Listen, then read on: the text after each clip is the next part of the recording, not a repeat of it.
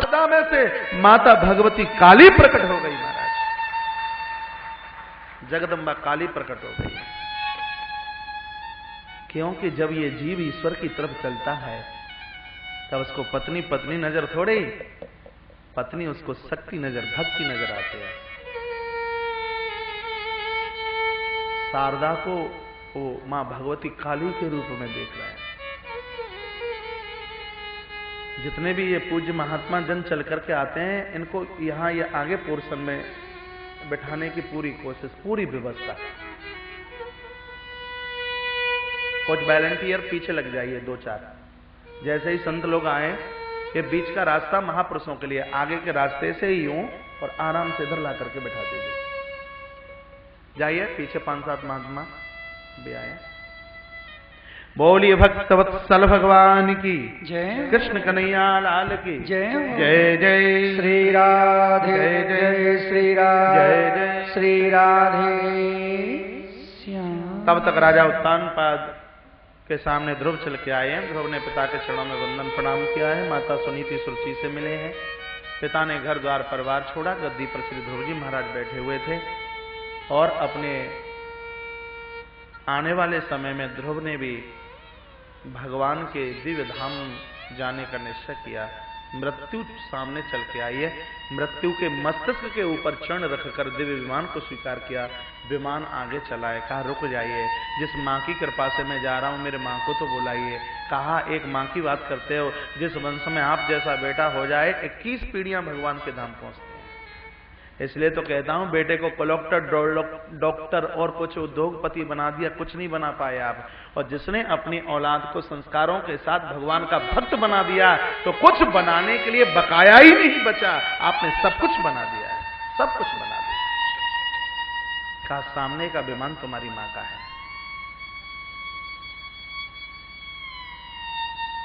सुरुचि ने कुएं में कूद करके अपनी प्राण हत्या की है। सुनीति को भगवान का धाम मिला। बस कथा में यही है। सुनीति ने अपने बेटा उत्तम का सहारा लिया। उत्तम अधर्म है, पाप है, अन्याय है, अत्याचार है, दुराचार है, अविवेक है। दुराचार, अधर्म और पापाचार का सहारा लोगे तो कुआं नरक की यातना है। उनको नरक के गर्त में गिरना पड़ेगा। श्री ध्रुव जी महाराज सत्य है, ध्रुव जी परम सत्य है, ध्रुव जी विवेक है, ध्रुव सहनशीलता है, ध्रुव तो ज्ञान है, ध्रुव प्रकाश है, ध्रुव तो स्थान है, ध्रुव तो एक ऊंचाई है, ध्रुव तो सत्कर्म है, ध्रुव तो पुण्य है। पुण्यों का सहारा लोगे तो भगवान का धाम मिलेगा, ठाकुर जी का घर मिलेगा। ऐसे ध्रुव के वंश में बड़े बड़े राजे, उत्कल, अंग, बैन बड़ा अत्याचारी है। संतों के अभिशाप के द्वारा इसको मृत्यु स्वीकार करनी पड़ी है। इसकी देह के मर्मर्दन के साथ में एक कोई पुरुष निकला और वो वन की तरफ गया, जिससे भील किरातों का जन्म है। पुनः शरीर का मर्दन और मंथन साक्षात परमात्मा प्रकट हुए हैं, जिनका नाम है, बोलिए पृथुदेव भगवान की जय। ये जितने भी मेल मेलायत नजर आ रहे हैं, सब भगवान पृथुदेव के दिए हुए हैं। 24 अवतारों में 9वां अवतार भगवान पृथुदेव का है। अपने आप को टटोल करके देखिए, भगवान के 24 अवतार आपसे आते हैं कि नहीं? जैसे आपको अपने बच्चों के नाम, रिश्तेदारों के नाम ऐसे याद हैं, उसी प्रकार से परमात्मा के 24 नाम याद करके प्रभात में बिस्तर छोड़े तो नित्य उच्चारण करें। घर में दरिद्रता और घर में कलहता नहीं रहेगी। आपके पास संपत्ति कितनी भी है, यदि घर में कलह है, आपके पास कुछ भी नहीं। कितना भी कमाते रहिए, कुछ भी नहीं है।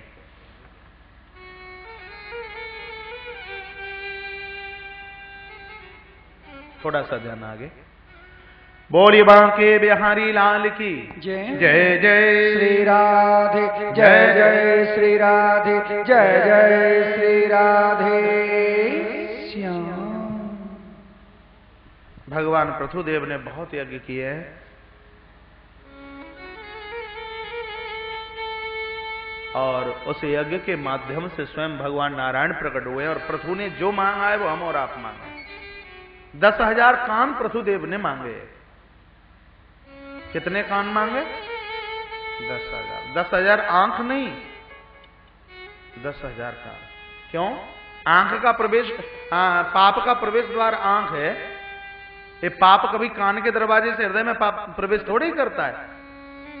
ये अपराध जितने आंख के दरवाजे से हृदय में प्रवेश करता है। इसलिए सूरदास जी ने अपनी आंखों को फोड़ डाला। वो जन्म से अंधे नहीं थे। धर्म है वो कान के दरवाजे से हृदय में प्रवेश करता है। कानों में बड़ी मजबूताई है। कथा सुनने की ताकत हो कानों में। ये नहीं कि कथा कल सुनी, पहले सुन ली, उससे पहले सुन ली, अब क्या जरूरी है। शास्त्र सुचिंतन पुण्य पुण्य। शास्त्रों को बार बार पढ़ते रहेंगे, हमें नए से नजर आएंगे। अखबार पढ़ करके डाल दीजिए, शाम को पढ़ने का मन नहीं लगेगा। ये जी सुबह पढ़ तो लिया है, पुराना सा लग रहा है। रामायण सुबह पढ़ लीजिए, दोपहर पढ़ लीजिए, फिर शाम को पढ़ लीजिए और फिर सोते समय पढ़ लीजिए, बिल्कुल नई नई सी लगेगी। दुनिया का कुछ पढ़ोगे तो बोर होगे और परमात्मा का कुछ पढ़ोगे तो विभोर होगे। और यदि जिंदगी में विभोर होना चाहते हो तो शास्त्रों का सदैव पाठन कीजिए, सदैव पढ़िए, सदैव पढ़िए।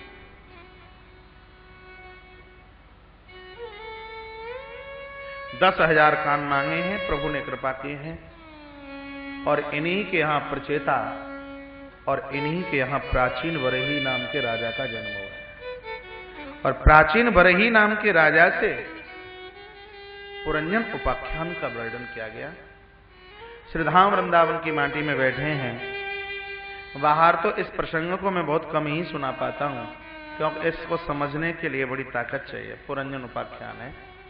आसन लगा करके बैठ जाइए और एक 5 मिनट का पुरंजन उपाख्यान, पूरे श्रीमद् भागवत का सार इसमें भरा पड़ा है। बोलिए भक्त वत्सल भगवान की जय, कृष्ण कन्हैया लाल की जय, जय जय श्री राधे, जय जय श्री राधे, जय जय श्री राधे श्याम। एक प्राचीन बरही नाम का राजा बस अपने आसन पर बैठा हुआ था। पूज संत चरण का पांडाल परिसर में बहुत बहुत स्वागत, बहुत बहुत सम्मान है।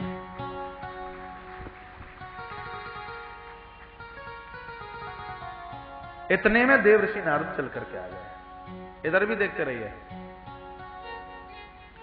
देवर्षि नारद चल करके आए। इधर भी देखते रहिए। देवर्षि नारद चल करके आए,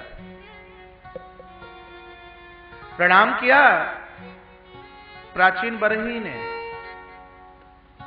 इतने में क्या देखा जा रहा है कि हजारों हजारों हिंसक पशु पंछी राजा को एक साथ खाना चाहते हैं। भागवत में ये नहीं सुना तो आपने कुछ नहीं सुना, इसलिए ध्यान एकाग्रचित कीजिए। राजा घबराने लगा और देवर्षि नारद को पूछा, गुरुदेव ये पशु पंछी मेरे ऊपर प्रहार करना चाह रहे हैं और मैं समझ नहीं पा रहा, कारण क्या है? कभो वो प्रजापते राजन पशु न पश्य त्वया ध्वरे। हे राजा, तूने अपने जीवन में बहुत हिंसा की है। मुझे लगता है पशु पंछियों को मार मार करके तूने आहुति डाली है देवी देवताओं को खुश करने के लिए। ये तूने बहुत बड़ा अपराध किया। निवेदन करना चाहूंगा और प्राय मैं पुराण के माध्यम से बोलता ही रहता हूं कि उल्टा पलटा कर्म करने से कभी भी देवी देवता खुश होने वाले नहीं है। मुझे नहीं लगता कि शराब पिला करके भैरव बाबा खुश हो जाएंगे, नहीं लगता मुझे। ये देवी देवताओं का सहारा लेकर के लोगों ने अपना पेट भरने का माध्यम बना लिया है। क्या बकरा काट करके माता भगवती खुश होगी? क्या बकरे और मुर्गे की बलि चढ़ा करके मां भगवती प्रसन्न होगी? मुझे तो नहीं लगता। आपको पता है दुर्गा का एक नाम जगदम्बा है, मालूम है? उसको जगदम्बा बोलता है। जगदम्बा का अर्थ क्या है? जो जगत की अम्मा है, जगत की मां है, इसलिए उसको जगदम्बा कहते हैं। जरा विचार तो किया जाए कि जब वो जगत की मां है तो क्या वो मुर्गे और बकरे की मां नहीं है? उनकी भी मां है। और ऐसी दुनिया में शायद कौन सी मां होगी जो अपने बच्चों की हत्या अपनी आंखों के सामने देख ले? मुझे तो नहीं लगता। दुनिया में जितनी भी शक्तिपीठें हैं, सबसे ज्यादा पूजन, सबसे ज्यादा प्रभाव यदि किसी देवी का है तो वो माता वैष्णो देवी है। मालूम है आपको? मां वैष्णो देवी, उसमें भी कारण है। जहां माता भगवती का दरबार विराजित है, श्री पूज महाराज श्री जी पूर्णेंदु जी महाराज,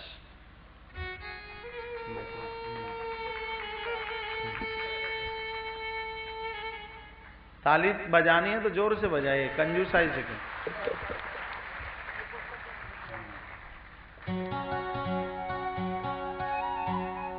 तो कुछ संत जन और वहां वो अपना भोजन बना रहे थे, तो देखा गांवों के आसपास लोग बलि के बिना कोई बात ही नहीं करते। इतने बकरे और महिष काट काट करके देवी को ले जाए।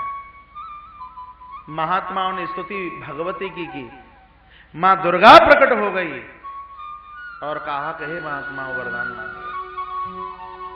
तो वहां संतों ने कहा है, जो कहा है वो सुन लीजिए। वहां महात्माओं ने कहा कि मैया, लोग तेरे दरबार में हिंसा करते करते तेरा पूजन करते हैं और तू उनकी मनौतियां पूरी करती है। हमें आज तेरा एक मांगा हुआ वरदान चाहिए। कहा बोलिए।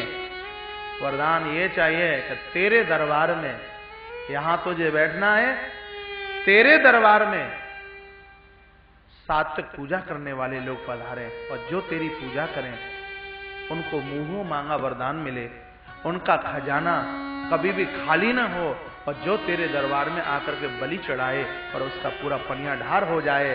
कहा मेरा नाम तो बताइए। कहा यदि शुद्ध सात्विक पूजा से तू खुश होती है, इसलिए लोग तुझको वैष्णो देवी के नाम से जानेंगे। और वो ही माता भगवती वहां माता वैष्णो देवी के रूप में जाकर के प्रकट हो गई। देवी भागवत में बड़ी लंबी कथा। मुझे नहीं लगता कि देवियां हिंसा करके खुश होती हैं। अपराध हम ना करें, हिंसाएं ना करें, ये ओट के टोट के ना करें, किसी को खत्म करके अपना उत्थान हम ना चाहें। इसी संदर्भ में इस कथा का गायन किया जा रहा है। कहा राजन, जिन पशु पंक्षियों की हिंसा तूने की है और वलाद वही तुझे आज समाप्त करने वाले हैं।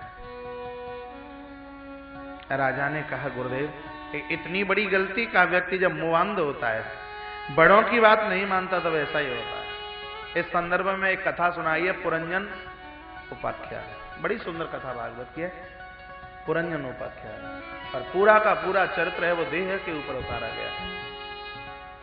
कहा राजन, तुम्हारी तरह एक बार घटना घटी। इस पृथ्वी पर दो मित्र चल करके आए। एक का नाम था विज्ञात और दूसरे का नाम था पुरंजन। दोनों घूमते घूमते पृथ्वी पर चल करके आए हैं, दोनों मित्र, और घूमते घूमते वो पांचाल देश पहुंच गए और एक बगीचे में बैठे हुए थे। उस बगीचे में इतने में सामने से एक कोई स्त्री चल करके आ रही है। अकेली नहीं है, 720 सैनिक हैं उसके साथ। एक 5 फण वाला सांप है और एक कोई मंत्री के रूप में डंडा लेके चल रहा है आगे आगे। बहुत सुंदर है। और इस उद्यान के ठीक सामने उसका किला है और उस किले के 9 दरवाजे हैं और उस किले में से निकलती हुई आ रही है और बगीचे तक पहुंच गई। पुरंजन ने देखा इस सुंदरी को और मन में विचार किया कि इसके साथ विवाह हो जाए तो ज्यादा बढ़िया रहे। और विवाह के लिए पुरंजन खड़ा हुआ तो मित्र अविज्ञात ने समझाया, कहा भैया धोखा खा जाओगे, जिंदगी पर्यंत क्या मरने के बाद भी रोना पड़ेगा। मेरी बात मान लीजिए, जो तुम करने के लिए जा रहे हो वो ठीक नहीं है, वो बढ़िया नहीं है। लेकिन अविज्ञात की बात नहीं मानी पुरंजन ने और उस राजकुमारी के पास पहुंच गया। जाके पूछा, कात्वम कंज पलाद साक्षी कस्या सिंह कुता सती। ए सती तू कौन है, तेरा नाम क्या है, तेरा गांव क्या है और तेरी आयु कितनी है।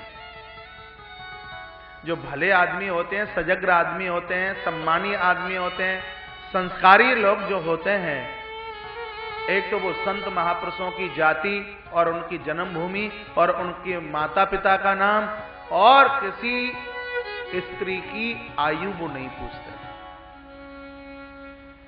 मतलब क्या है कि किसी नारी की आयु को पूछा जाए, क्या आवश्यकता है, काय के लिए पूछा जाए?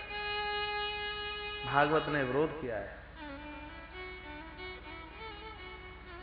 नारी की आयु नहीं,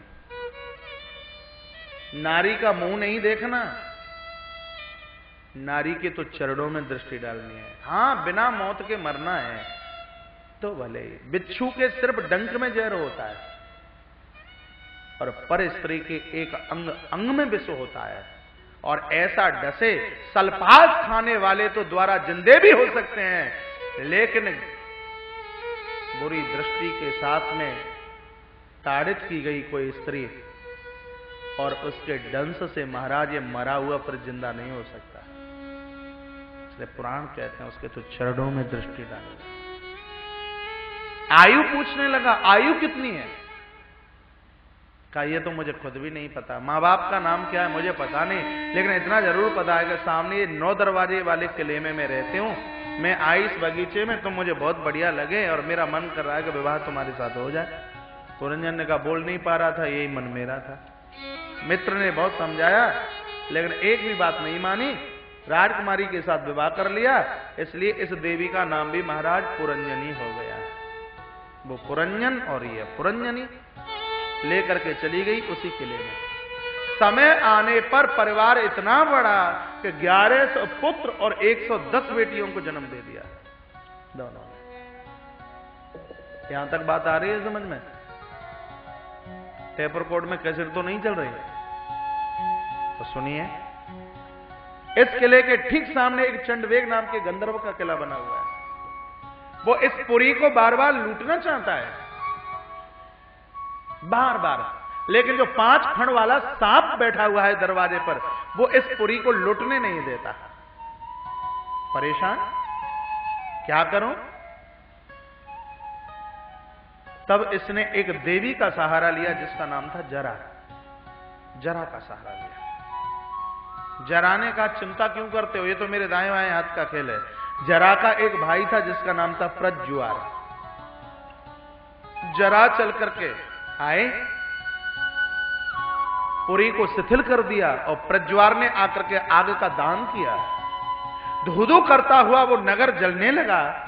पुरंजन ने पुरंजनी का ध्यान किया मरते समय, और पुरंजनी ने पुरंजन का ध्यान किया, तो जो पुरुष था दूसरे जन्म में उसको स्त्री बनना पड़ा, और जो यहां स्त्री थी उसको दूसरे जन्म में पुरुष बनना पड़ा।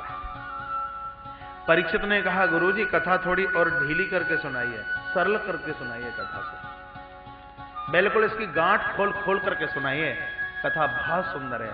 तब निवेदन किया कि वो 2 मित्र कोई और नहीं थे, जिसका नाम अविज्ञात है वो परमात्मा है, और जिसका नाम पुरंजन है। पुरंजन का अर्थ होता है जिसमें खूब छेद हो। तो जीवात्मा में छिद्रों की कोई कमी तो है नहीं, गिनती नहीं की जा सकती, इतनी छल छिद्रता भरी हुई है।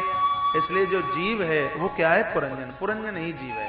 एक बार परमात्मा और जीवात्मा दोनों घूमते घूमते इस मृत्यु लोक में चल करके आए, पांचाल देश पहुंच गए। पांचाल देश क्या है? 5 विषय, रूप रस शब्द स्पर्श और गंध, ये 5 विषयों का देश ही तो पांचाल देश है। दोनों मित्र वहां बैठे हुए थे, और ठीक सामने एक 9 दरवाजे वाला कोई किला बना हुआ है। 9 दरवाजे वाला किला कोई और नहीं है, मानवीय देह ही तो 9 दरवाजे का किला है, गिनती आप कर लेना। और यहां कोई स्त्री रहती है, इसमें राजकुमारी रहती है, वो कोई और नहीं, ये बुद्धि ही तो वो राजकुमारी है जो 5 फण वाले सांप के साथ चलती है। 5 फण वाला सांप क्या है? 5 प्राण, प्राण अपान व्यान समान और उदान, ये 5 प्राण ही तो 5 फण वाला सांप है। सामने चंडवेग नाम का गंधर्व रहता है, पुरी को लूटना चाहता है। चंडवेग नाम का गंधर्व कोई और नहीं, काल ही तो चंडवेग नाम का गंधर्व है जो इस देह की पुरी को लूटना चाहता है, लेकिन 5 प्राण लूटने नहीं देते। तो काल ने जरा का सहारा लिया। जरा क्या है? बुढ़ापा, ये वृद्ध अवस्था ही तो जरा है। वृद्धा अवस्था ने पुरी को देह को आकर के शिथिल कर दिया है। ये चढ़ाई जराई की तो है, नाक से बहेगा नाला, आंख में पड़ेगा जाला, लाठी से पड़ेगा पाला, और घर के लोग इतने पर भी कहेंगे कि बूढ़ा बहुत है मतवाला। ये क्या है? ये जरा की चढ़ाई है। बुढ़ापे की मार है। जीवन में सब कुछ जीता जा सकता है, लेकिन इस वृद्धावस्था को जीतना बड़ा मुश्किल है। ये धर्म और सत्कर्म ये सब इसलिए तो किए जाते हैं, तो वृद्धावस्था में हमारा शरीर अस्पताल में न छूटे, मरते समय हमारी दुर्गति ना हो।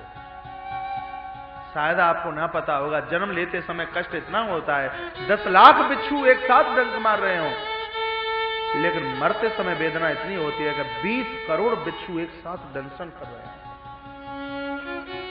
इतनी वेदना होती है।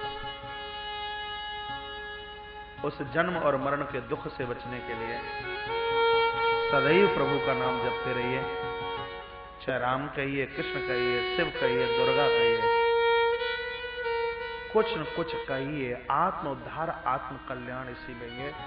बंधुओं, जिसके पास में बिल्कुल समय नहीं है, वो भी प्रभु के नाम से जुड़ करके रहे। मैं निवेदन करूंगा, कोई कहे कि संपत्ति में सुख है, कोई कहे स्त्री में सुख है, कोई कहे कंचन कामनी में सुख है, तो रावण की कथा पढ़ लेना। आपके पास में कितना होगा? किलो होगा, 2 किलो होगा, 2.5 किलो होगा। बच्चे कितने होंगे? 2 होंगे, 4 होंगे, घर के 8-7 सदस्य होंगे। लेकिन रावण की कथा पढ़ लीजिए, 1 लाख पुत्र, 1.25 लाख नाती, घर की एक एक ईंट महाराज स्वर्ण की है।